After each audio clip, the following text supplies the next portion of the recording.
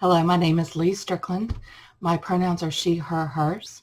My job title is CEO and President, and I have been talking about diversity, inclusion, equity, and belonging for nearly 3 decades inside of major corporations, Fortune 500 companies, as an employee, and as a business consultant for the past 20 years, working with businesses on supplier diversity, on inclusion, on their hiring practices, and on making their businesses stronger through a diverse workforce and serving diverse communities.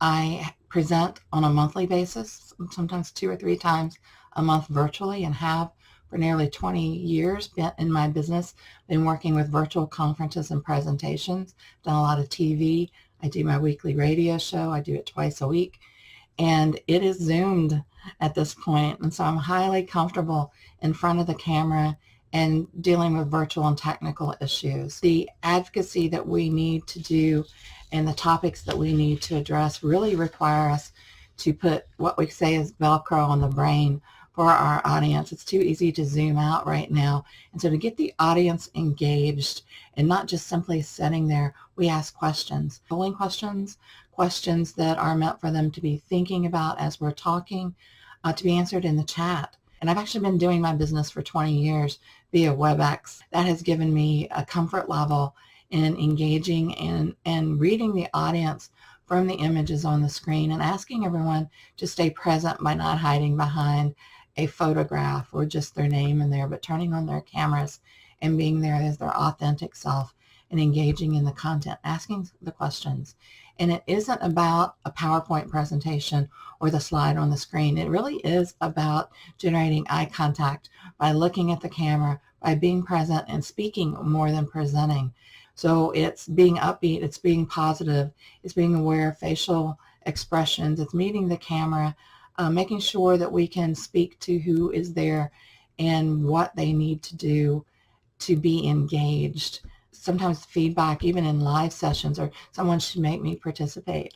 Well, it's not about making someone participate. It's about making them want to participate and engage.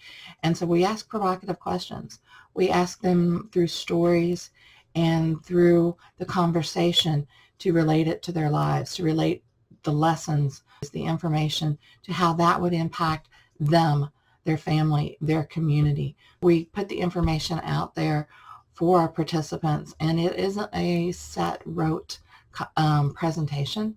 It is a conversation that engages the audience through those questions, through challenging them to think about this and what we've always accepted and what we've always done. Or if they're a new learner and they really don't understand the topic, it's about making sure that we're sharing that information too, that gives them the educational platform, that starting line for the conversation.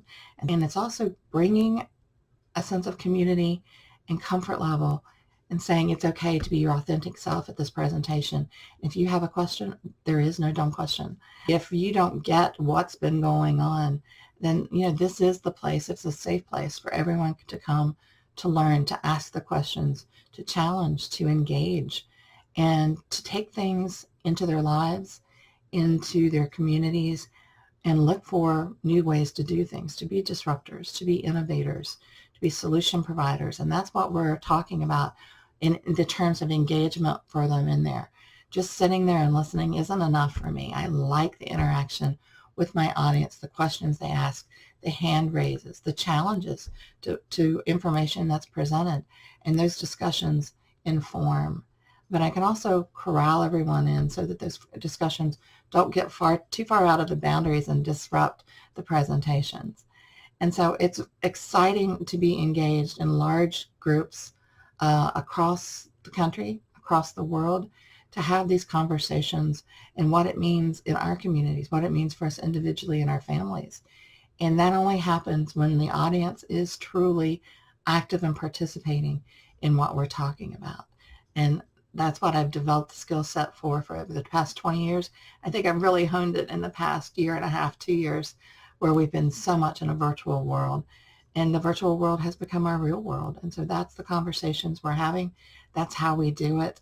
And I can't wait to be involved in the presentation on capital access and equity and changing what we've always done to make it work for everyone.